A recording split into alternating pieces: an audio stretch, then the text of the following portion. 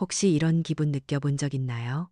평생을 자식에게 바쳤는데 사고로 몸이 불편해지자 짐, 이나 더러운 늙은이 취급을 받는 기분. 사랑받을 권리를 빼앗기고 사는 집에서조차 투명인간, 이 된 듯한 그 굴욕감 말이에요. 저는 박순자예요. 제가 딱 그랬죠. 며느리는 제가 넘어져 있을 때조차 저를 일으켜주기는커녕 친정 식구들과 모의해 제가 가진 모든 것을 빼앗아 싸구려 요양원에 보내려 했어요. 그들의 탐욕은 제가 40년 동안 쌓아온 인내심, 과, 지혜를 완전히 무시했죠. 하지만 그들의 눈에는 제가 21억 원을 가진 강남 아파트의 진짜 주인이라는 사실이 전혀 보이지 않았어요. 여러분이라면 이 배은망덕한 탐욕에 어떻게 대응하시겠어요? 제가 복수 대신 교육을 선택하고 체면을 되찾은 이야기가 궁금하지 않나요? 구독하고 저의 현명한 결말을 함께 응원해 주세요. 이 이야기를 어디서부터 시작해야 할까요? 어쩌면 내가 강남의 그 아파트에 발을 들여놓지 말았어야 했을지도 모르죠. 하지만 사람이 살다 보면 그렇게 마음대로 안 되는 일들이 참 많잖아요. 저는 박순자예요. 올해 68살이고요. 제가 태어나 평생을 살아온 곳은 저기 땅끝 마을 해남이거든요. 해남이라고 하면 다들 공기 좋고 인심 좋은 곳이라고 생각하지만 사실 평생 농사짓고 작은 식당 하면서 살았던 저에게는 그저 땀과 눈물이 배어 있는 땅이에요. 자식들 먹여 살리느라 제 몸 하나 돌볼 겨를 없이 살았죠. 몸이 부서지도록 일해서 아들 준호, 그 애 하나 번듯하게 키워낸 것이 제 삶의 전부이자 가장 큰 자랑이었고요. 준호가 서울에 있는 좋은 대학교에 붙었을 때 동네 잔치를 했어요. 우리 아들이 드디어 이 지긋지긋한 가난을 끊어내고 성공의 길로 간다고요. 그리고 준호는 정말 성공했죠. 명문대를 졸업하고 대기업에 들어갔다가 몇 년 전에 은행 지점장이 되었어요. 결혼도 강남에 사는 배경 좋은 집 딸과 했고요. 며느리 민영이가 저에게 시집 온다고 했을 때 얼마나 기뻤는지 몰라요. 그렇게 예쁘고 똑똑하고 번듯한 직장까지 가졌으니 제 아들이 복도 많다고 생각했죠. 문제는 강남과 해남의 거리가 단지 지리적인 것만이 아니었다는 거예요. 서울에 특히 민영이네가 사는 강남의 아파트는 제가 평생 일군 그 어떤 것과도 비교할 수 없는 또 다른 세상이었죠. 준혼의 아파트는 겉보기에도 번쩍번쩍했지만 그 안에는 제가 알지 못하는 혹은 애써 모른 척했던 냉기가 가득했어요. 며느리 민영이 참 예쁘고 세련된 아이예요. 그런데 저를 대하는 태도는 늘 한결같았어요. 불편함, 그리고 노골적인 경멸. 제가 해남에서 서울로 올라갈 때 당연히 빈손으로 갈 수는 없죠. 자식들, 손주 먹일 생각에 밭에서 직접 기른 배추로 담근 김치도 싸고 손수 만든 장아찌나 젓갈 같은 것을 꼭 챙겨가거든요. 그게 자식을 향한 제 마음이니까요. 하지만 민영이는 제가 현관에 들어서는 순간부터 코를 찡그렸어요. 엄마, 이 냄새 나는 것들을 도대체 왜 자꾸 가져오세요? 우리 집 냉장고는 전부 수입산 식재료만 넣어요. 이 아파트 전체가 다 이태리제 인테리어인데 엄마가 가져오신 그 시골 음식 냄새가 한 번 배면 어떻게 빼려고 이러세요.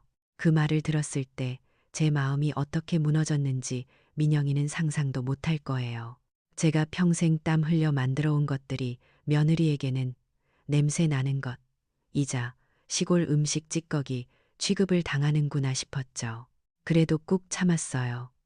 내 아들 잘 살게 하려면 내가 참고 이해해야 한다고 생각했으니까요. 그게 저 같은 늙은 엄마의 도리라고 배웠거든요. 민영이는 제가 소파에 앉는 것도 싫어했어요. 소파가 하얀색 고급 가죽이라 제가 혹시라도 얼룩을 묻힐까봐 노심초사했죠. 손주 지우를 안아주기 전에는 꼭 손을 씻고 오라고 했고요. 저더러 시골에서 일만 하다 와서 손이 거칠고 몸에서 농약 냄새가 날지 모른다고 했어요. 저는 늘 고개를 숙이고 죄인처럼 행동해야 했어요. 제가 평생 일해서 번듯하게 키운 아들이 사는 집인데도 말이죠. 아들 준호는 그런 상황을 알면서도 나서지 못했어요. 아들이 미워서가 아니라는 것을 알아요. 그는 저에게 늘 미안해했죠. 엄마, 죄송해요. 민영이가 좀 깔끔을 떨어서 그래요. 그 대신 제가 나중에 꼭 효도할게요. 하면서 제 눈치를 보는 것이 안쓰러웠어요. 그는 지점장이라는 사회적 체면과 아내에게 이혼당할지도 모른다는 불안감 사이에서 늘 위태롭게 서 있는 것 같았죠. 아들마저 흔들리면 안 되니까 저는 더 조용히, 더 투명 인간처럼 행동했어요. 저를 가장 힘들게 했던 건 제가 가난하다는 이유로 무시당하는 것이었어요. 민영이는 명절이나 가족 모임 때마다 자신의 배경과 집안을 은근히 자랑했어요.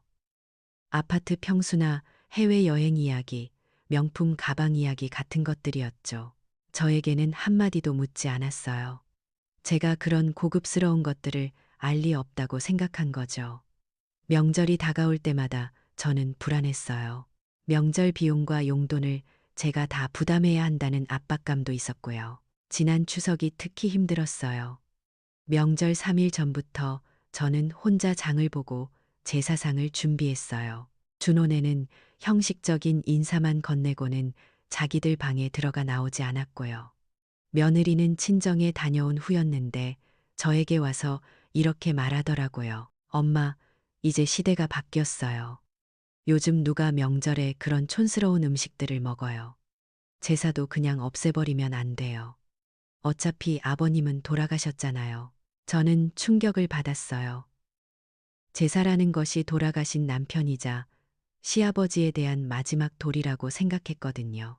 그런데 며느리에게는 그저 비효율적인 것일 뿐이었죠. 민영이가 제사 준비를 돕지 않고 친구들과 명품 쇼핑을 갔을 때 저는 혼자 부엌에서 설거지를 하며 눈물을 흘렸어요. 내가 평생 지켜온 이 가치들이 이 아이들에게는 아무 의미가 없구나. 가장 아팠던 건 손주 지우에게서도 저를 피하는 기색이 보일 때였어요. 민영이가 지우 앞에서 저에게 무시하는 말을 자주 했거든요. 아이는 순수하니까 엄마의 말을 곧이곧대로 믿었겠죠. 할머니는 촌스럽고 할머니가 만진 건 더럽다고 생각하게 되었을까요? 그날 밤 저는 늘 하던 대로 일기장에 그날 일들을 적었어요. 자녀들의 작은 행동 변화, 그들이 저에게 했던 말들, 그리고 그들의 눈빛까지도요. 예전에는 그저 슬픔을 기록하는 일기였지만 그날부터는 조금 달랐어요. 때가 되면 하는 혼잣말을 습관처럼 중얼거렸어요. 제가 평생 살아온 삶이, 그리고 제가 인내해온 모든 세월이 결코 헛되지 않았다는 것을 보여주고 싶었죠. 저는 서랍 깊은 곳에서 아무도 모르는 중요한 서류들을 다시 한번 확인했어요. 그것들은 제가 젊은 시절부터 식당을 운영하고 남편과 함께 푼푼히 모아온 피와 땀의 결정체였죠. 그것들을 바라보며 저는 조용히 생각했어요. 내가 가진 진짜 힘은 돈이 아니라 오랜 세월 동안 자녀들을 관찰해온 지혜와 가족을 지키기 위해 쌓아온 인내심이라고요. 저는 그저 무시당하는 늙은 엄마가 아니었어요. 때를 기다릴 줄 아는 사람이었죠. 조용한 결심이 내면에서 차오르는 것을 느꼈어요. 며칠 뒤 제 삶을 송두리째 뒤흔들 사고가 나기 전까지는요. 며칠 뒤였어요. 제가 늘 마음에 담아두었던 그 불안감이 현실이 되었죠. 해남에서 혼자 농사 짓는다고 혹시라도 아들네에게 짐이 될까봐 늘 전전긍긍하며 살았거든요.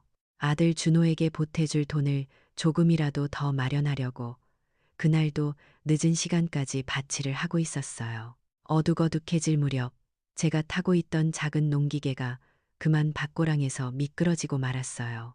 순간적인 충격에 정신을 잃었고요. 눈을 떠보니 차가운 바닥에 쓰러져 있었고 온몸이 돌덩이처럼 움직이지 않았죠. 특히 허리 아래로는 감각이 전혀 없었어요. 병원 응급실 침대에 누워 의사의 설명을 들었을 때 저는 하늘이 무너지는 줄 알았어요. 교통사고 후유증으로 척추 부상을 입어 하반신이 마비되었고 당분간 대소변까지 통제할 수 없을 거라고요. 그 순간 제 머릿속을 스치는 것은 단 하나였어요. 이제 정말 짐이 되었구나. 저는 곧바로 아들 준호에게 연락했어요. 아들은 충격에 빠진 목소리였지만 곧바로 엄마를 서울로 모시고 오겠다고 했죠. 준호는 엄마의 병원비와 간병 문제를 형제들끼리 나누어 해결하려 했을 거예요. 하지만 저는 준호 외에는 연락할 자식도 없었어요. 남편이 일찍 돌아가신 후 다른 형제 자매들과도 관계가 소원했고요. 그래서 모든 책임은 고스란히 준호에게 돌아갔죠. 며칠 후 저는 준호의 손에 이끌려 강남 아파트 문턱을 다시 넘게 되었어요. 이번에는 두 발로 걸어서가 아니라 휠체어에 의지해서요. 낯선 휠체어에 앉아 아파트 현관으로 들어서는 순간 며느리 민영이의 얼굴은 경악 그 자체였죠. 엄마가 오실 줄은 알았지만 휠체어를 타고 올 줄은 몰랐다는 표정이었어요. 민영이는 저를 보자마자 비명을 질렀고요. 아니, 당신 미쳤어요. 당신 정말 이 휠체어 탄 병든 사람을 이 집에 들일 생각인 거예요. 민영이는 저를 병든 사람이라고 불렀고 휠체어를 더러운 물건 취급했어요. 그녀의 눈에는 제가 짐이자 그녀의 고급스러운 삶을 오염시키는 바이러스처럼 보였을 거예요. 그녀는 곧바로 분노에 휩싸여 집안의 경계를 나누기 시작했어요. 엄마 방은 저기 가장 작은 방이에요. 그 방에는 화장실도 없으니 볼일은 간이 변기에서 보세요. 그리고 절대 이 거실에 새하얀 소파 근처로는 휠체어를 가져오지 마세요. 엄마 몸에서는 소독약 냄새와 노인 냄새가 나요. 당분간 아이한테도 가까이 하지 마세요. 저의 존재는 순식간에 방 안의 죄수로 전락했어요. 며느리는 제가 아프든 말든 전혀 신경 쓰지 않았죠. 그저 자신이 더럽혀지는 거를 피하는 데만 몰두했어요. 제가 간절히 필요했던 것은 돌봄과 위로였지만 돌아온 것은 혐오와 경멸 뿐이었어요. 아들 준호는 안쓰러워하면서도 아내의 분노 앞에서 꼼짝 못했어요. 어머니, 죄송해요. 일단 여기서 지내시다가 제가 돈을 모아서 좋은 요양병원 알아볼게요. 그는 저를 위로했지만 이미 그의 머릿속에는 저를 제거해야 할 문제로 인식하고 있는 듯 했어요. 사고 후유증으로 저는 간혹 실수할 때가 있었어요. 그럴 때마다 민영이의 반응은 히스테리에 가까웠죠. 악취가 난다, 더러워 죽겠다는 말을 서슴지 않고 퍼부었어요. 저는 휠체어 위에서 죄인처럼 움츠러들 수밖에 없었어요. 내가 평생을 바쳐 키운 아들의 집에서 내가 이렇게 존엄성을 잃어야 하나 하는 생각이 저를 괴롭혔죠. 어느 날 새벽, 저는 간절히 화장실에 가고 싶었어요. 며느리에게 짐이 되기 싫어서 혼자 힘으로 휠체어를 움직이려다 그만 바닥에 넘어져 버렸죠. 휠체어는 저 멀리 뒹굴었고 저는 차가운 바닥에 무력하게 누워 있었어요. 그때 민영이가 거실로 나왔고요. 민영이는 저를 일으켜 주기는커녕 비명을 지르더니 곧바로 핸드폰을 들었어요. 그녀는 저를 향해 이 늙은이가 집을 망치고 있다고 소리치면서 자기 친정 부모님에게 도움을 요청했죠. 그녀의 부모님은 강남에서 부동산 사업을 하는 돈 많고 허영심 가득한 사람들이었어요. 민영이는 저를 보며 차갑게 쏘아붙였어요. 엄마, 이 꼴 좀 봐요. 제가 이래서 엄마를 요양원에 보내야 한다고 했잖아요. 이 집이 무슨 요양원이에요. 우리 결혼 생활을 망치지 마세요. 저는 그 비명과 경멸 속에서 제 인생 최악의 굴욕감을 느꼈어요. 하지만 그 굴욕감이 저를 슬픔에서 분노로 바꾸었죠. 그때 저는 우연히 중요한 대화를 엿듣게 되었어요. 민영이가 전화 통화를 하며 친정엄마에게 말하는 소리가 제 귀에 선명하게 들어왔어요. 엄마, 나 도저히 이 아파트에서 못 살겠어. 이참에 준호랑 이혼하고 아파트 팔아서 돈이나 챙겨서 나올까봐. 어차피 저 병든 시어머니 때문에 집값도 떨어질걸. 그리고 저 늙은이는 싼 요양원에나 넣어버리자고요. 준호는 순진해서 엄마 재산이 얼마 있는지도 몰라요. 순간 온몸의 피가 차갑게 식는 것을 느꼈어요. 그들이 저에게 분노하는 이유가 단순한 깔끔함 때문이 아니라 돈과 재산 때문이었다는 것을 깨달았죠. 저의 사고는 그들에게 재산을 강탈할 절호의 기회였던 거예요. 며느리와 친정 식구들이 합세해서 저를 짐으로 만들고 이혼과 재산 분할을 통해 준호를 압박하려는 더 깊은 음모가 있었던 거죠. 그때 바닥에 넘어진 채로 저는 생각했어요. 이제 인내는 끝났다고요. 이 아이들의 탐욕과 배은망덕함은 내가 평생 바쳐온 모든 것을 앗아가려고 하는구나. 저는 차가운 바닥에 누워 있었지만 제 마음속에는 뜨거운 불이 타오르기 시작했어요. 내가 누구인지, 내가 무엇을 가지고 있는지 이 아이들에게 똑똑히 보여주리라. 며느리의 비명 소리가 아파트를 가득 채웠지만 저는 그 소리 너머에서 조용한 결심을 다졌어요. 저를 일으켜 세운 것은 아들의 손이 아니라 제 안에 숨겨왔던 지혜와 강인함이었죠. 제가 서랍 속에 넣어두었던 서류의 가치를 깨닫는 순간이었어요. 이제 모든 것은 달라질 거예요.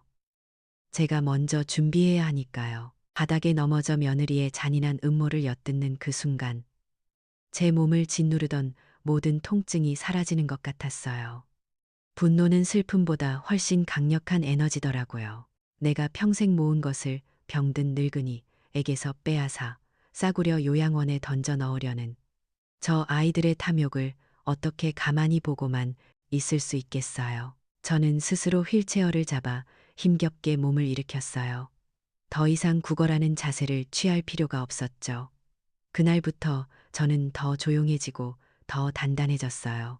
민영이는 제가 여전히 무력한 늙은이라고 생각했지만 사실 저는 제 반격을 위한 전략적 사고를 시작하고 있었거든요.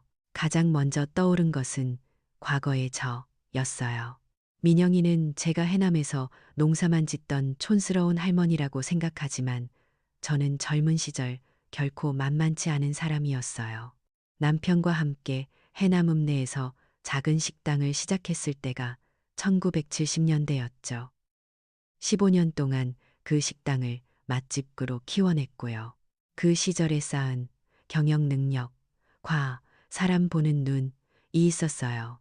식당을 접고 해남으로 돌아와서도 제 손을 놓지 않았던 것이 바로 저축과 투자였죠. 남편이 저에게 늘 말했어요. 여보, 돈은 함부로 쓰는 게 아니라 씨앗처럼 심어놓고 오랜 세월 기다리는 거야. 저는 그 말을 평생 실천했어요. 1990년대 다들 주식에 대해 잘 모를 때 저는 삼성전자 주식을 꾸준히 매입했어요. 자녀들 교육비와 결혼 자금 지원 후에도 남은 여유 자금은 전부 우량주에 묻어두었죠. 그 세월이 25년을 훌쩍 넘었어요. 또 준호가 서울에서 결혼하기 전 제가 강남 재개발 전 작은 상가를 하나 매입해 두었거든요. 나중에 아들 사업 자금이라도 보태줄 생각이었죠. 민영이는 제가 가진 재산이라곤 해남의 낡은 집과 밭뿐이라고 생각했어요. 하지만 제 현재 자산은 그녀의 상상을 초월했죠.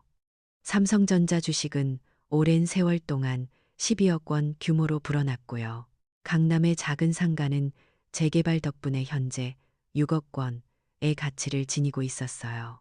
그리고 제가 농사짓고 장사하며 푼푼히 모아온 정기예금과 적금도 3억 원이 넘었고요. 총 자산이 21억 원에 달했어요. 이것은 제가 평생 피땀 흘려 자녀들 모르게 쌓아올린 누구도 침범할 수 없는 저만의 성이었죠. 이 정도 규모라면 민영이가 준호에게 이혼을 요구하며 주장하는 재산 분할 액수보다 훨씬 큰 금액이었어요. 저는 제 두 번째 무기인 인적 네트워크를 사용하기로 했어요. 제가 식당을 운영할 때 찾아와 주셨던 단골 손님 중에는 변호사, 의사, 사업가들이 많았거든요. 그중 한 분, 동네에 살고 계시는 이웃 할머니가 사실 변호사 출신이었어요. 다음 날 저는 휠체어를 몰고 조용히 이웃 할머니 댁을 방문했어요. 그분은 저의 이야기를 듣고 깜짝 놀랐죠. 순자 씨, 정말 자식들이 그랬다고요. 어떻게 세상에 이런 일이. 저는 이웃 할머니에게 민영이와 친정 식구들이 꾸미는 이혼과 재산 강탈 음모에 대해 상세히 설명했어요. 특히 제가 넘어져 있을 때 엿들은 그 대화 내용을 전했죠. 할머니는 즉시 전략적 사고를 발휘했어요. 순자 씨가 가진 자산의 규모와 그들이 어머니를 요양원에 보내려 한다는 음모 자체가 강력한 증거예요. 우리가 서류들을 체계적으로 정리하고 그들의 행동 패턴을 분석해서 대응 전략을 세워야 해요. 할머니의 도움으로 저는 제 모든 증거와 서류를 체계적으로 정리했어요. 통장 내역, 주식 계좌 잔고 증명서, 그리고 해남 땅과 강남 상가의 부동산 감정 평가서까지요. 제가 모은 모든 자산은 준호나 민영이의 이름이 아닌 오롯이 제 명의였어요. 저희는 민영이의 행동 패턴을 분석했어요. 그녀가 언제 집을 비우는지, 친정 식구들을 언제쯤 다시 불러 모을지 예측했죠. 이제 저는 감정에만 호소하는 늙은 어머니가 아니었어요. 오랜 세월의 인내와 현실적인 전략을 갖춘 강한 적수였죠.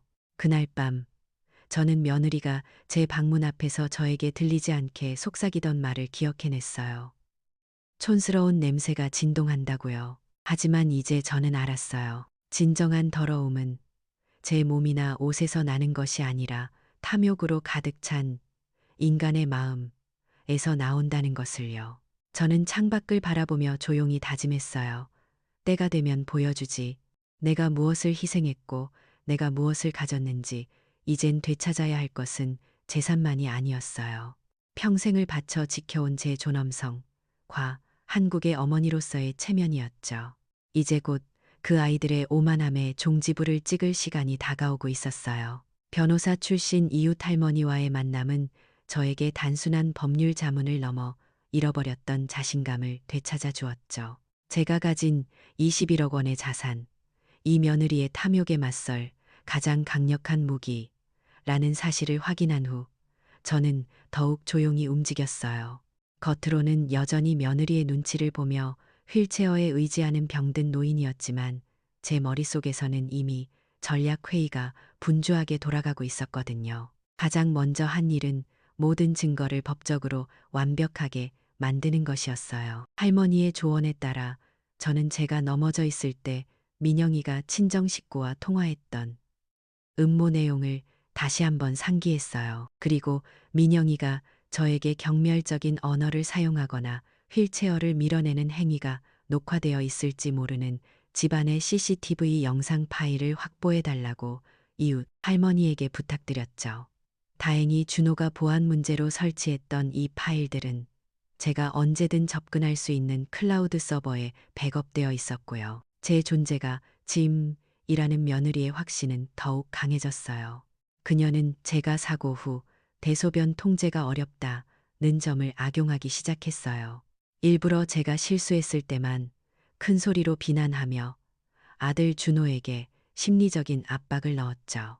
당신 엄마가 우리 집을 악취 나는 요양원으로 만들고 있다고 끊임없이 속삭였어요. 준호는 그런 압박감 속에서 정신적으로 완전히 무너져 내렸어요. 그는 지점장이라는 사회적 체면과 어머니에 대한 효심 사이에서 갈팡질팡했죠. 어느 날 밤 준호가 저에게 조심스럽게 꺼낸 말은 제 가슴을 찢어지게 했어요. 어머니, 제가 돈을 모아 시설 좋은 요양원을 알아볼게요. 제가 모시고 사는 게 민영이도 그렇고 어머니도 편하실 것 같아요. 아들의 나약함, 이 결국 가족의 평화라는 명분 아래 저를 배척하는 방향으로 흘러가고 있었던 거예요. 하지만 저는 아들의 나약함을 꾸짖지 않았어요. 오히려 차분함을 유지했죠. 아들아, 엄마는 괜찮다. 네가 힘들면 그렇게 하렴. 하지만 제 속마음은 달랐어요. 가족이란 서로 존중할 때만 의미가 있다는 제 마지막 도덕적 판단이 이젠 결단을 내릴 때라고 외치고 있었거든요. 아들을 탓하기보다 이 모든 상황을 설계한 며느리와 그녀의 친정 식구들에게 책임을 물어야 할 때가 온 거죠. 며느리 측의 압박은 최종 단계에 들어섰어요. 며느리의 부모님, 즉 통칭, 통가족, 이 불시에 아파트로 들이닥쳤어요. 그들은 신발도 벗지 않고 거실로 들어서더니 곧바로 가족 회의를 소집했죠. 그들이 원하는 것은 분명했어요.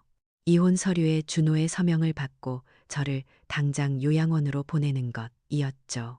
민영이의 어머니는 저를 향해 차갑게 말했어요. 박 여사님, 저희 딸이 참고 살 만큼 참았습니다. 노후는 나라에서 운영하는 시설 좋은 곳에 가시는 것이 모두에게 좋지 않겠어요. 저희도 세금 문제 때문에 이 아파트 명의 정리를 서둘러야 하고요. 그들은 저에게 노인 냄새와 비효율적인 존재라는 사회적 낙인을 찍어 저의 존재 자체를 불법 침입자처럼 취급했어요. 며느리는 미리 준비한 이혼 합의서와 재산 분할 서류를 테이블 위에 펼쳐 놓았죠. 그것은 저를 위한 마지막 함정이었어요.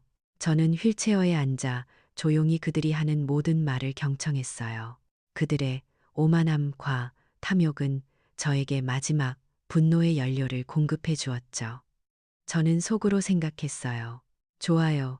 당신들이 원하는 가족회의, 무대는 준비되었으니 이제 내가 주인공으로 나설 차례라고요. 이웃 할머니가 건네주신 최종 법률 검토 문서와 제가 증거 확보를 위해 따로 준비해둔 녹음기가 제 방 서랍 안에 안전하게 있다는 것을 알고 있었어요. 저는 40년의 인내가 만들어낸 전략을 실행할 준비가 완료되었음을 느꼈어요. 최종 결전의 순간이 바로 내일로 다가온 거죠. 저는 차분히 휠체어를 돌려 제 방으로 들어갔어요. 내일이 디데이다. 드디어 그날이 왔어요. 며느리 민영이가 가족회의라는 이름으로 저에게 최후 통첩을 날리기로 한 날이었죠.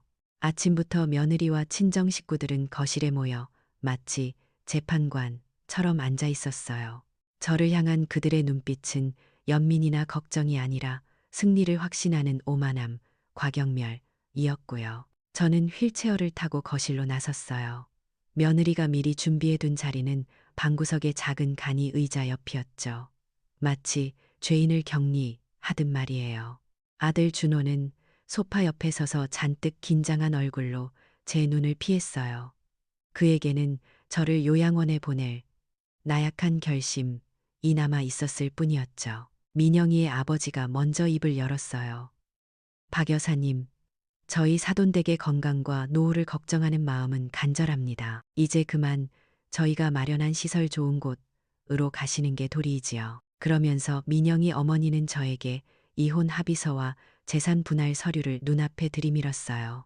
그 서류들은 저의 아들이 이 아파트와 재산을 민영이에게 넘기고 혼자 떠나라는 내용이었죠. 저는 그들의 말을 조용히 다 들었어요. 그들이 제 하반신 마비와 노인 냄새를 얼마나 자주 언급하며 저의 존엄성을 짓밟았는지 다시 한번 확인했죠.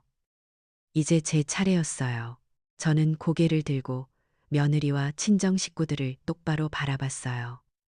제 목소리는 휠체어에 앉은 병든 노인의 목소리가 아니었죠. 제가 먼저 할 이야기가 있어요. 사실 저도 이 가족회의를 기다려왔거든요. 순간 거실에는 찬물이라도 끼얹은 듯한 침묵이 감돌았어요. 며느리와 친정 식구들은 당황했어요.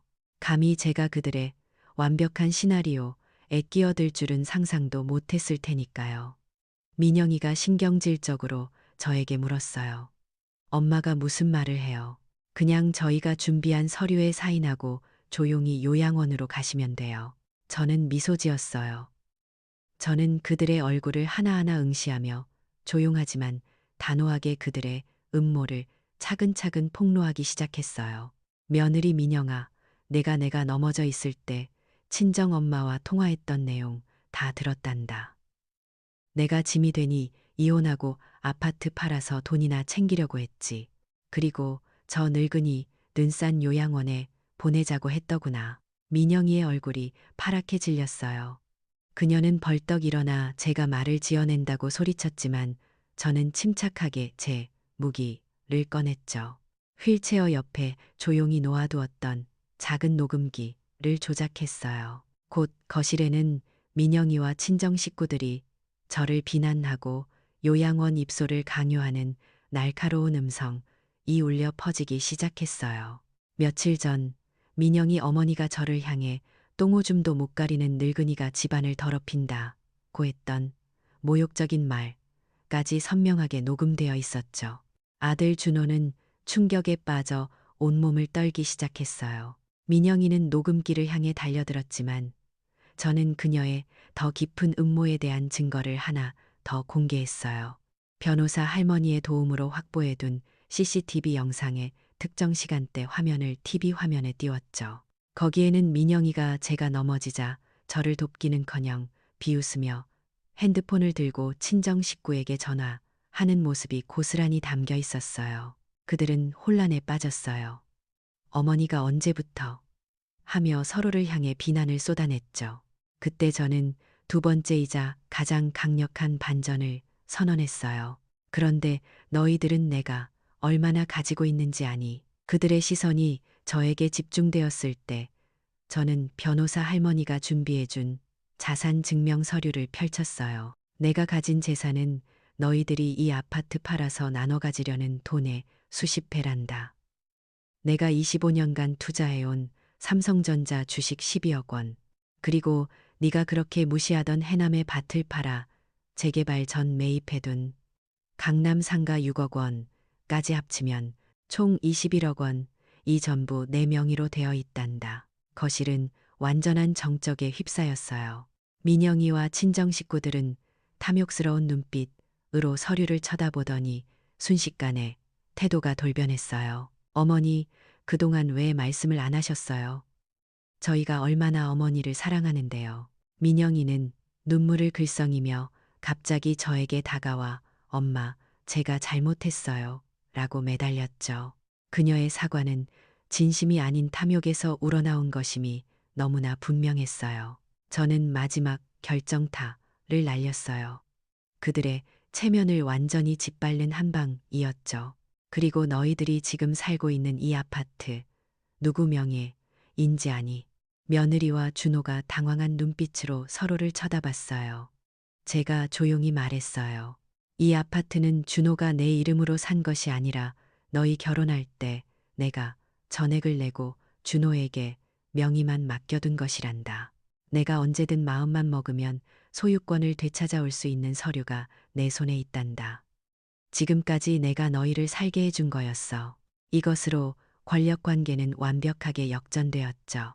저를 짐이자 더러운 노인으로 취급했던 며느리와 그 가족들은 이제 21억 자산가이자 실질적인 집주인인 저의 자비만을 바랄 수밖에 없는 처지가 된 거예요. 민영이와 친정 식구들은 바닥에 무릎을 꿇고 눈물을 흘리며 저에게 용서를 구했어요. 하지만 저는 그들의 비굴한 모습에 흔들리지 않았죠. 저는 휠체어에 앉아 위엄 있고 차분하게 그들의 사과를 받아들였어요. 40년 인내와 지혜가 가져온 정의의 실현이었죠. 아들 준호는 무릎을 꿇고 눈물을 흘리며 어머니, 제가 잘못했습니다. 라고 진심으로 고백했어요. 그의 눈에는 후회와 어머니를 향한 존경심이 가득 차 있었죠. 저는 그제야 아들의 손을 잡아주었어요. 모든 것이 공개되었고 저의 체면은 완벽하게 회복되었어요. 이제 새로운 질서를 선언할 시간이었죠. 클라이맥스가 끝나고 거실에는 여전히 정적이 감돌았어요. 며느리 민영이와 친정 식구들은 탐욕의 민낯이 드러난 채 바닥에 무릎 꿇고 있었고요. 저는 휠체어에 앉아 그들의 비굴한 사과를 한참 동안 바라봤어요. 복수가 끝났으니 이제 지혜로운 선택을 할 차례였죠. 저는 먼저 아들 준호에게 시선을 돌렸어요. 준호는 진심으로 눈물을 흘리고 있었죠. 어머니, 제가 정말 어리석었어요. 제가 엄마의 마음을 보지 못했어요. 저는 그의 손을 잡고 고개를 끄덕였어요.